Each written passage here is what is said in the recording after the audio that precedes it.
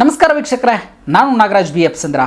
ಸರ್ಕಾರಿ ಶಾಲೆಯೊಂದರ ಗೋಡೆಗೆ 4 ಲೀಟರ್ ಬಣ್ಣವನ್ನು ಬಳಿಯೋದಕ್ಕೆ 222 ಜನರ ಬಳಕೆ ಮಾಡಿಕೊಳ್ಳಲಾಗಿದೆ.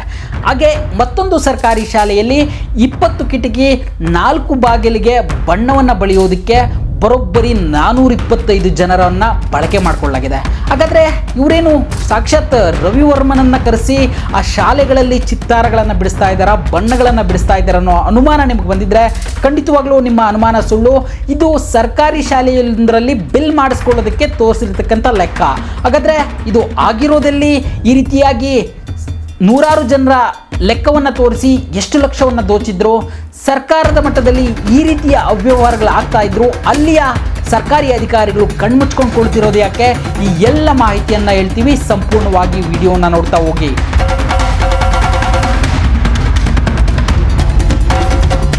ನಮಸ್ಕಾರ ವೀಕ್ಷಕರೇ, ನಾವೇ ಸಾಕಷ್ಟು ಬಾರಿ ವರದಿಯನ್ನು ಮಾಡಿದ್ದೀವಿ. ಕರ್ನಾಟಕದಲ್ಲಿ ಮಹಾತ್ಮ ಗಾಂಧಿ ನರೇಗಾ ಯೋಜನೆಯಲ್ಲಿ ಬಿಲ್ಗಳನ್ನು ಪಡೆದುಕೊಳ್ಳೋದಕ್ಕೆ ಹೇಗೆ ಪುರುಷರು ಕೂಡ ಮಹಿಳೆಯರ ವೇಷದಲ್ಲಿ ಫೋಟೋಗಳನ್ನು ತೆಗೆಸಿ ಆ ಬಿಲ್ಗಳನ್ನು ಪಡೆದುಕೊಳ್ಳೋದಕ್ಕೆ ಯಾವ ರೀತಿಯೆಲ್ಲ ಡ್ರಾಮಾಗಳನ್ನು ಮಾಡ್ತಾರೆ, ಮತ್ತು ಸರ್ಕಾರಿ ಬಿಲ್ಗಳನ್ನು ಮಾಡ್ಕೊಳ್ಬೇಕಾದ್ರೆ ಪ್ರತಿಯೊಬ್ಬರು ಆಡುವಂಥ ಡ್ರಾಮಾಗಳನ್ನು ಸಾಕಷ್ಟು ಬಾರಿ ನಾವು ನೋಡಿದ್ದೀವಿ.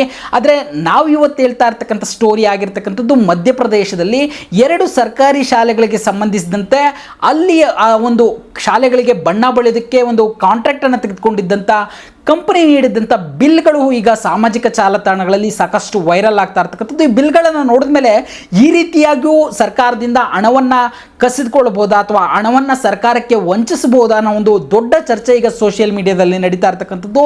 ಹಾಗಾದರೆ ಆ 2 ಬಿಲ್ಗಳಲ್ಲಿ ಇರ್ತಕ್ಕಂಥ ವಿಚಾರಗಳೇನು, ಮತ್ತು ಆ 2 ಬಿಲ್ಗಳಿಂದ ಸರ್ಕಾರಕ್ಕಾಗಿರ್ತಕ್ಕಂಥ ನಷ್ಟ ಏನು, ಮತ್ತು ಅದರಲ್ಲಿರ್ತಕ್ಕಂಥ ಅಂಶಗಳು ಯಾಕೆ ಈಗ ಸಾಕಷ್ಟು ಚರ್ಚೆಗೆ ಒಳಪಡ್ತಾ ಇದ್ದಾವೆ, ಈ ಎಲ್ಲದರ ಮಾಹಿತಿಯನ್ನು ಹೇಳ್ತಾ ಹೋಗ್ತೀವಿ. ಸಂಪೂರ್ಣವಾಗಿ ವಿಡಿಯೋನ ನೋಡಿ.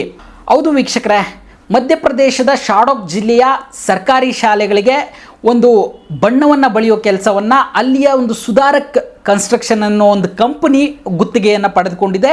ಇದಕ್ಕೆ ಸಂಬಂಧಿಸಿದಂತೆ ಸಾಕಷ್ಟು ಶಾಲೆಗಳಲ್ಲಿ ಈಗಾಗಲೇ ಆ ಕಂಪನಿ ಬಣ್ಣ ಬಳಿಯೋ ಕೆಲಸವನ್ನು ಮಾಡಿದೆ. ಅದಕ್ಕೆ ಸಂಬಂಧಿಸಿದಂತೆ ಮಾಡಿರ್ತಕ್ಕಂಥ ಬಿಲ್ಗಳೆರಡು ಈಗ ಸೋಷಿಯಲ್ ಮೀಡಿಯಾದಲ್ಲಿ ವೈರಲ್ ಆಗ್ತಾ ಇರ್ತಕ್ಕಂಥದ್ದು. ಇದರಲ್ಲಿ 1ನೇ ಬಿಲ್ಲಲ್ಲಿ ಸುಮಾರು 222 ಜನರ ಬಳಕೆ ಮಾಡಿಕೊಳ್ಳಲಾಗಿದೆ. 2ನೇ ಬಿಲ್ಲಲ್ಲಿ 425 ಜನರನ್ನು ಬಳಕೆ ಮಾಡಿಕೊಳ್ಳಲಾಗಿದೆ.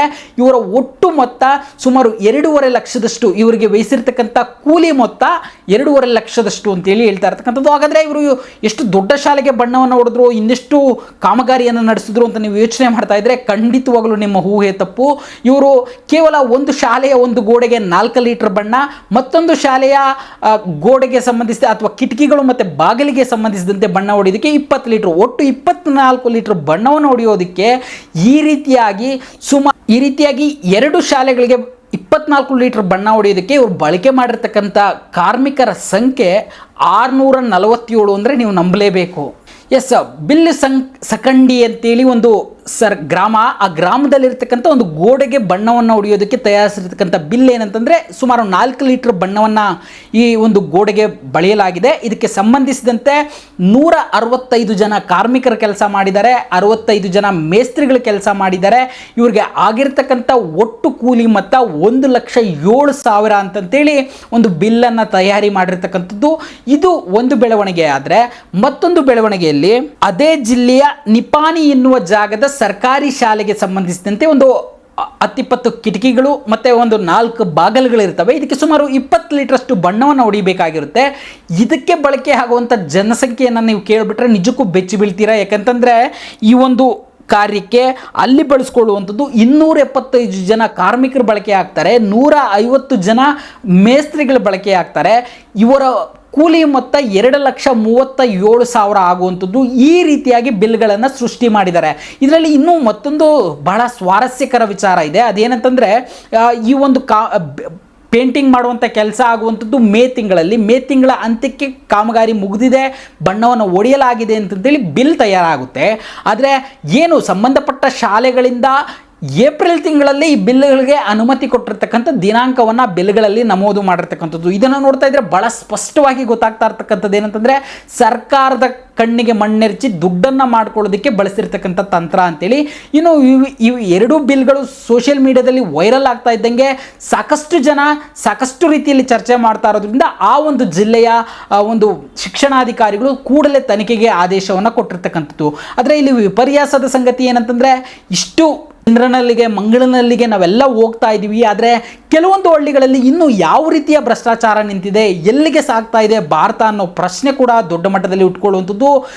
ಜೊತೆಗೆ ಶಿಕ್ಷಣ ಇಲಾಖೆಗೆ ಸಂಬಂಧಿಸಿದಂತೆ ಇಷ್ಟು ದೊಡ್ಡ ಮಟ್ಟದ ಅವ್ಯವಹಾರ ಆಗ್ತಾ ಇದ್ರೆ ಅದು ಕ್ಯಾನ್ಸರ್ ಇದ್ದಂತೆ. ದೇಶದ ಅಭಿವೃದ್ಧಿಗೆ ಶಿಕ್ಷಣ ಬಹಳ ಪ್ರಮುಖವಾದದ್ದು. ಈ ಶಿಕ್ಷಣ ಕ್ಷೇತ್ರ ಬಹಳ ಭ್ರಷ್ಟಾಚಾರ ಮುಕ್ತವಾಗಿರಬೇಕು ಅಂತೇಳಿ ಸಾಕಷ್ಟು ಜನ ಅಭಿಪ್ರಾಯಗಳನ್ನು ವ್ಯಕ್ತಪಡಿಸ್ತಾರೆ. ಆದರೆ ಇದೇ ಶಿಕ್ಷಣ ಇಲಾಖೆಗೆ ಸಂಬಂಧಿಸಿದಂತೆ ಇಷ್ಟು ರಾಜಾರೋಷವಾಗಿ ಭ್ರಷ್ಟಾಚಾರವನ್ನು ಮಾಡ್ತಾ ಇದ್ರೆ ಅಲ್ಲಿಯ ಮಧ್ಯಪ್ರದೇಶದ ಸರ್ಕಾರ ಹೇಗೆ ಸಹಿಸಿಕೊಂಡಿದೆ ಅನ್ನೋದು ಈಗ ಸಾಕಷ್ಟು ಜನ ನೆಟ್ಟಿಗರು ಕೇಳ್ತಾ ಇರ್ತಕ್ಕಂಥ ಪ್ರಶ್ನೆ. ಈ ಮಾಹಿತಿ ನಿಮಗೆ ಇಷ್ಟ ಆಗಿದ್ರೆ ಈ ಕೂಡಲೇ ನ್ಯೂಸ್ ಬೀಟ್ .live ಅನ್ನು ಸಬ್ಸ್ಕ್ರೈಬ್ ಆಗಿ.